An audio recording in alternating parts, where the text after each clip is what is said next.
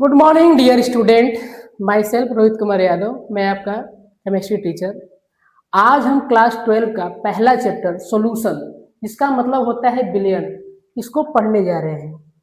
यह चैप्टर हमारा जो है बोर्ड, जेई, नीट और साथ ही साथ कंपटीशन बेस्ड जितने भी एग्जाम होते हैं सबके लिहाज से यह चैप्टर जो है बहुत ही ज़्यादा जरूरी है और इम्पॉर्टेंट है। तो जैसा कि इसका नाम है बिलियन, और इस बिलियन को हम लोग पहले भी पढ़ चुके हैं। क्लास 9 में भी इसका जिक्र हो चुका है। क्लास 9 में हम लोगों ने मिक्सचर के बारे में पढ़ा था। तो जब मिक्सचर हम लोग पढ़ रहे थे तो वहां पर दो तरह के मिश्रण की बात हुई थी। एक हुआ था होमोजीनियस यानी समांगी मिश्रण, और एक हुआ था विषमांगी मिश्रण। तो विषमांगी मिश्रण के बारे में हमें नहीं पढ़ना है, यहाँ हमको पढ़ना है समांगी यानी होमोजीनियस मिक्सचर के बारे में। तो चलिए शुरू करते हैं पहले डिफिनीशन से। डिफिनीशन क्या है उसको समझते हैं, उसके बाद इसमें क्या क्या चीजें आगे आती हैं उसको समझते हुए धीरे धीरे आगे बढ़ते हैं। तो पहले इसका डिफिनीशन देखते हैं। डिफिनीशन क्या कहता है? A homogeneous mixture of 2 or more substances is called solution. दो या दो से ज्यादा पदार्थ के समांगी मिश्रण, ये बात ध्यान देना है कि समांगी मिश्रण होता है। समांगी मिश्रण को ही विलयन कहते हैं। समांगी मतलब क्या होता है? एक समान। समांगी मतलब क्या होता है? एक समान। मतलब ऐसा सॉल्यूशन या ऐसा विलयन जिसको अगर हम बनाएं या घोल दें तो वो घुलने के बाद जो भी पदार्थ उसमें डाला गया है वो खुली आंखों से दिखाई न दे, खुली आंखों से दिखाई न दे। हम ये ना पहचान सकें कि उसमें क्या घोला गया है और जिसमें घोला गया वह क्या है। एग्जाम्पल के तौर पे आपको बताते हैं, जैसे आपका जो है चीनी और पानी का सॉल्यूशन। चीनी क्या है? एक ठोस है। चीनी एक ठोस है। और पानी क्या है? एक लिक्विड यानी द्रव है। चीनी अलग चीज होता है, पदार्थ है, और पानी अलग पदार्थ है। इन दोनों को जब हम आपस में मिलाएंगे तो कुछ समय के बाद चीनी जो है पानी के अंदर समा जाएगा, गायब हो जाएगा। और फिर हम खुली आंखों से या फिल्टर करके नॉर्मली हम ये नहीं कह सकते कि चीनी कहाँ गया और पानी कहाँ गया, या हम उसको अलग अलग फिल्टर करके आसानी से नहीं दिखा सकते हैं या पा सकते हैं। ठीक है, ऐसे मिश्रण को हम बोलते हैं होमोजीनियस। तो डिफिनीशन हमने समझ लिया। होमो मीन्स क्या होता है? होमो एक ग्रीक शब्द है, ग्रीक, जिसका मतलब होता है समान, आइडेंटिकल या सेम। यानी वही जो पुरानी बात अभी हमने पढ़ा कि घुलने के बाद एक समान हो जाए, पता ही न चले कि इसमें क्या घोला गया और क्या नहीं घोला गया। ठीक है। मोस्टली देखिए सॉल्यूशन में दो पार्ट होते हैं। एक होता है सॉल्वेंट, विलायक, जिसकी मात्रा ज्यादा होती है। एक होता है सोलूट, जिसकी मात्रा कम होती है। जैसे यहाँ पर एग्जाम्पल में हम आपको लिखे हैं बगल में कि मान लीजिए हमने लिया है 1 लीटर पानी, 1 लीटर आपका वाटर है, और इसमें हम 100 ग्राम शुगर यानी चीनी, 100 ग्राम शुगर इसमें डाल रहे हैं 1 लीटर पानी में। तो पानी देखिए है 1 लीटर, यानी इसकी मात्रा है ज्यादा, 1000 ग्राम के लगभग है, और चीनी है 100 ग्राम। तो जो पानी है जिसकी मात्रा ज्यादा है वो कहलाएगा सॉल्वेंट, और जो चीनी है 100 ग्राम उसकी मात्रा कम है वो कहलाएगा सोलूट।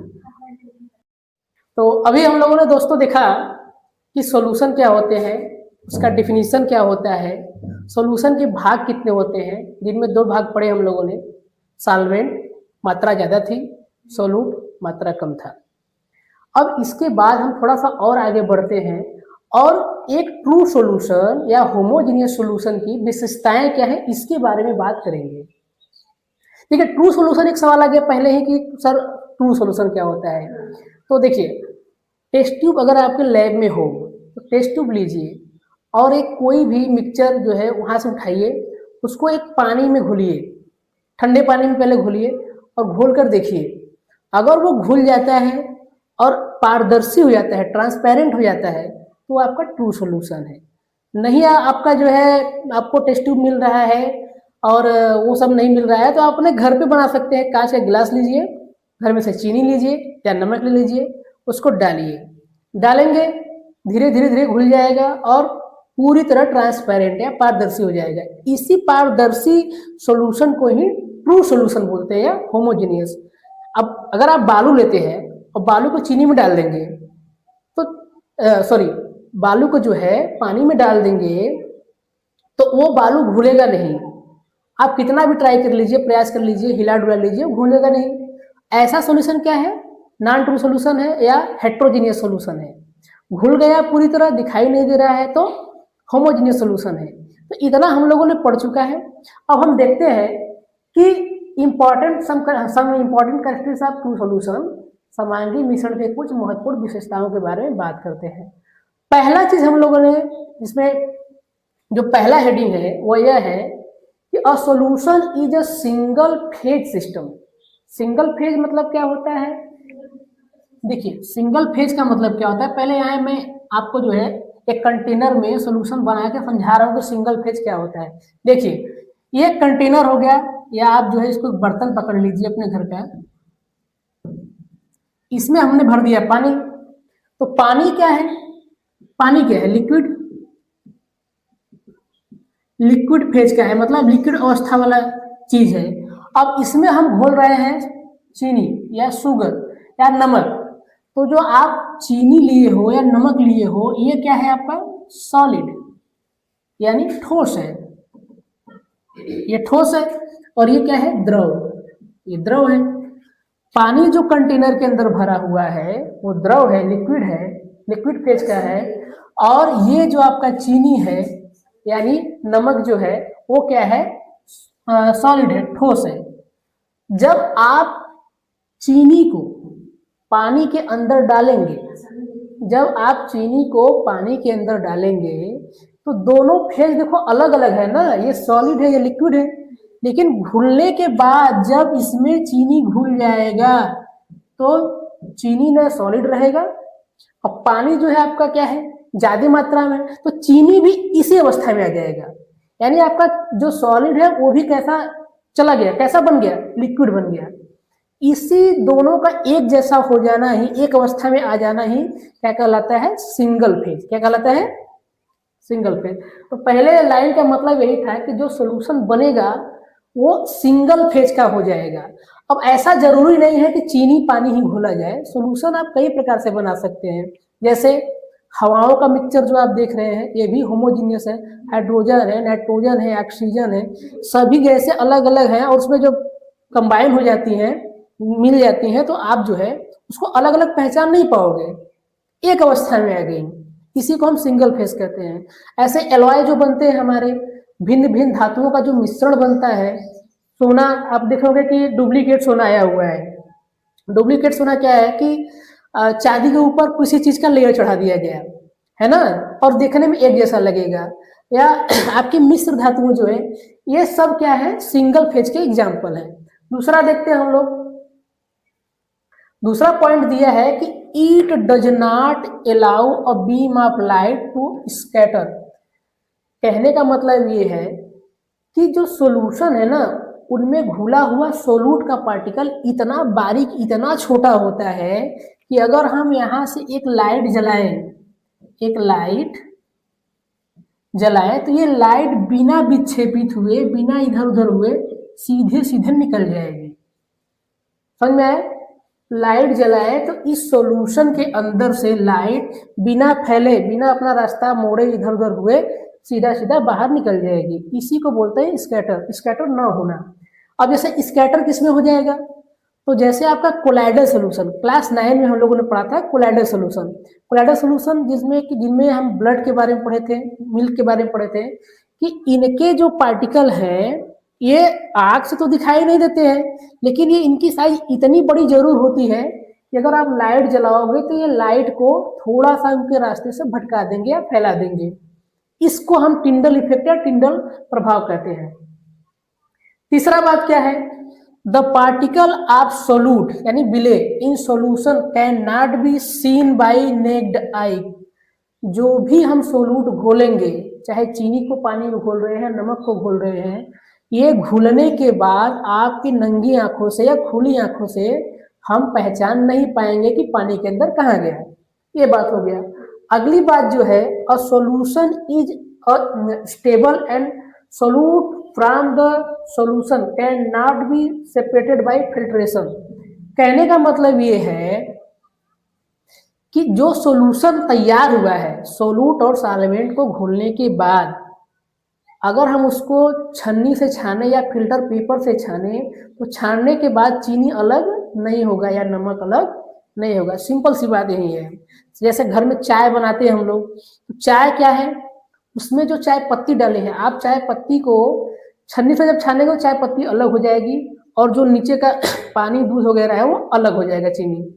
ठीक है, ये दोनों तो अलग हो गए, लेकिन जो सॉल्यूशन होगा उनमें घोला गया जो शुगर है या साल्ट आपका है वाटर के अंदर जो घोला गया है वो फिल्टर पेपर से अलग नहीं होगा। यानी फिजिकली प्रोसेस के द्वारा हम लोग अलग नहीं कर सकते। उसको अलग करने के लिए हम उसको अलग करने के लिए हम या तो गर्म करें या तो कोई केमिकल रिएक्शन कराएं तो अलग हो जाएगा। इसके बाद अगला देखिए क्या है, ईट all property are similar, that is density refractive index। कहने का मतलब ये है कि अगर सॉल्यूशन जो तैयार हो गया है जो बना हुआ है उसकी सब के सब गुण एक जैसे हो जाएंगे। चीनी जो है आपका साल्ट जो है ये ठोस था, सॉलिड था, और पानी जो है आपका लिक्विड था। दोनों का रिफ्रैक्टिव इंडेक्स को हिंदी में अपवर्तनांक कहते हैं। अपवर्तनांक अलग था, उसका डेंसिटी का मतलब घनत्व अलग है। ये सॉलिड है, चीनी सॉलिड है तो उसका घनत्व ज्यादा है पानी के अपेक्षा। लेकिन जब ये दोनों घुल जाएंगे आपस में, सॉल्यूशन तैयार हो जाएगा, तो उसके बाद इन दोनों का गुण एक जैसा हो जाएगा, इन दोनों का डेंसिटी एक जैसा हो जाएगा, इन दोनों का अपवर्तनांक भी एक जैसा हो जाएगा। हम लोगों ने क्लास 10 में रिफ्लेक्शन ऑफ लाइट पढ़ रखा है, उसमें हमने देखा था कि भिन्न भिन्न मीडियम का, जैसे सॉलिड का, लिक्विड का, हीरे का हमने देखा था, उसके बाद पानी का देखा था, कांच का देखा था। अलग अलग अवस्थाएं जब चेंज होती हैं तो उनके रिफ्लेक्टिव इंडेक्स यानी प्रकाश के मोड़ने की जो क्षमता है वो अलग अलग होती है। लेकिन यहाँ पर सॉल्यूशन जब तैयार हो जाएगा, घुल जाएगा, तो उसका जो रिफ्लेक्टिव इंडेक्स है वो एक जैसा हो जाएगा, पानी और चीनी दोनों का एक जैसा हो जाएगा, अलग अलग दिखाई नहीं देगा। इतनी प्रॉपर्टियों को हम लोगों ने अब देख लिया है। आगे की प्रॉपर्टी हम जो है थोड़ा सा, अभी तक हम लोगों ने विलेन की विशेषता यानी कैरेक्टरिस्टिक के बारे में देखा, 4-5 विशेषताओं को विषय में देखा। अब थोड़ा सा और आगे बढ़ते हैं और विलेन के प्रकार के विषय में पढ़ते हैं। तो विलेन का जो सॉल्यूशन का टाइप्स है उसको कई भागों में डिवाइड किया गया है। तो पहला भाग जो है विलेय के मात्रा के आधार पे, on the basis of quantity of solute, यानी विलेय के मात्रा के अनुसार हम देखेंगे कि सॉल्यूशन कितने प्रकार के होते हैं।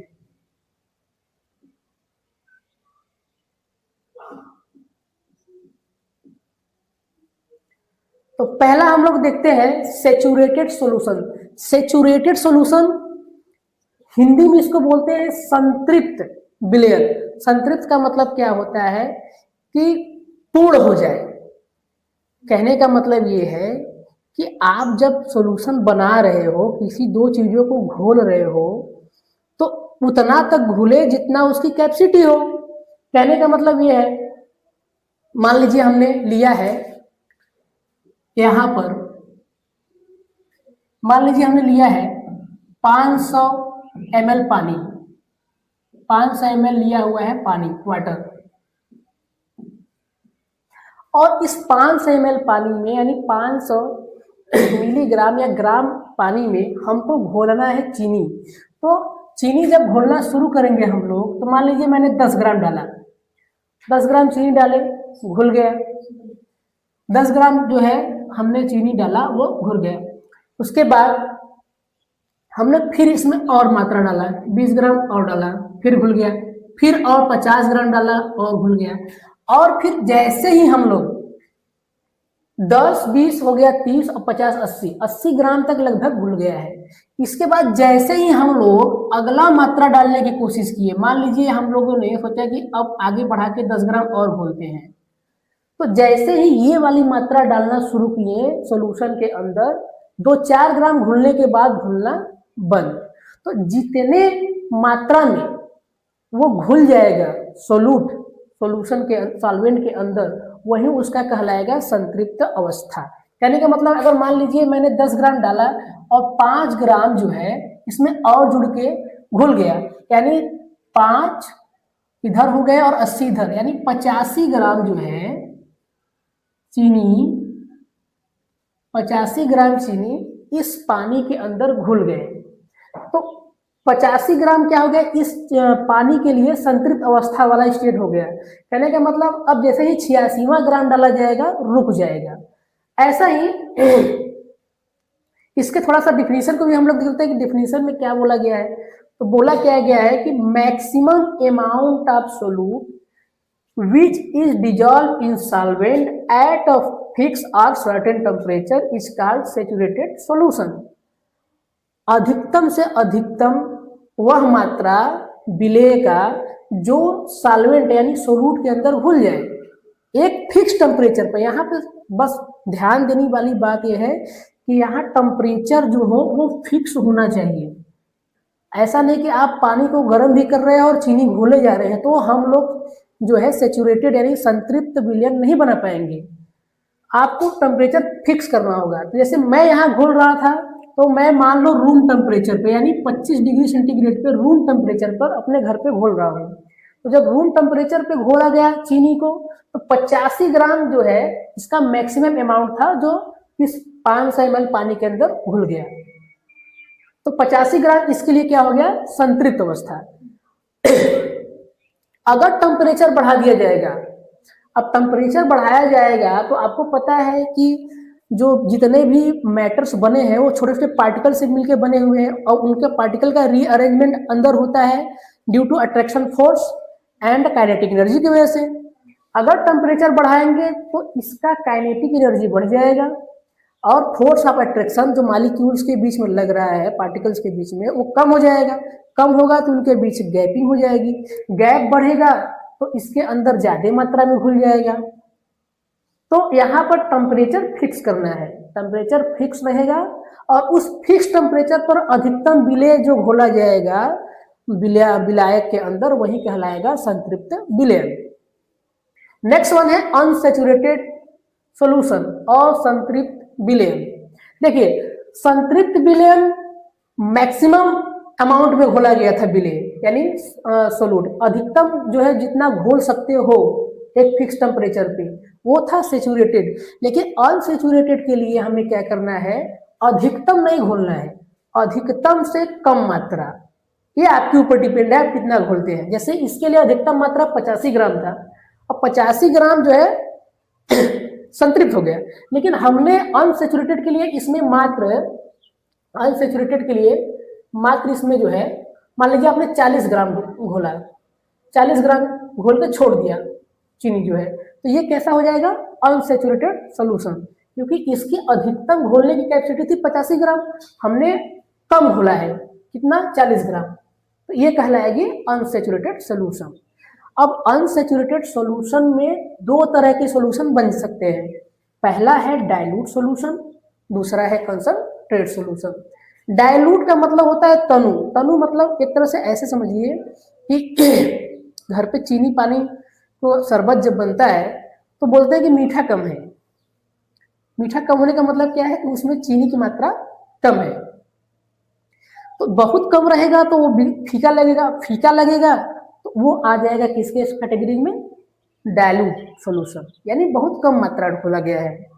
और वही चीनी की मात्रा थोड़ा और बढ़ा दीजिए, बढ़ाना है लेकिन इतना नहीं बढ़ाना है कि सैचुरेटेड हो जाए, थोड़ा बढ़ाते जाएंगे तो वो हो जाएगा कॉन्सेंट्रेटेड सॉल्यूशन। कहने का मतलब कंसंट्रेट सॉल्यूशन भी सैचुरेटेड सॉल्यूशन से कम ही रहेगा, बस उसमें सॉल्वेंट सोलूट की मात्रा बढ़ जाएगी। चीनी पानी का घोल बना है, शरबत बना हुआ है, हमने 1 लीटर पानी लिया है, 100 ग्राम चीनी डाला, कम मीठा लगा तो वो डाइल्यूट है। लेकिन उसी 1 लीटर पानी में अगर हम 1 पाव यानी 250 ग्राम चीनी डाल देंगे तो और मीठा हो जाएगा और उसका कंसंट्रेशन बढ़ जाएगा। तो ये जो 250 ग्राम वाला सोल्यूशन बनेगा ये कहलाएगा कंसंट्रेटेड, और जो 100 ग्राम वाला बना था वो कहलाएगा डाइल्यूट। अभी तक हम लोगों ने विलयन क्या है उसके बारे में पढ़ा, उसका डिफिनीशन देखा, फिर विलयन के जो भाग हैं सोलूट और सॉल्वेंट उसके बारे में जाना, फिर उसके कुछ विशेषताएं देखें, फिर उसके बाद हम पहुंच गए हैं विलयन के प्रकार पे, जिसमें विलयन का पहला प्रकार हम लोगों ने देख लिया उसके जो है क्वांटिटी के आधार पर, जिसमें हम लोगों ने सैचुरेटेड, अनसैचुरेटेड, अनसैचुरेटेड में भी डाइल्यूट और कॉन्सेंट्रेट, इतना देख लिया। बाकी का जो टॉपिक है वो हम अगले लेक्चर में देखेंगे। आई होप आपको ये लेक्चर देखकर अच्छा लगा होगा, पसंद आया होगा।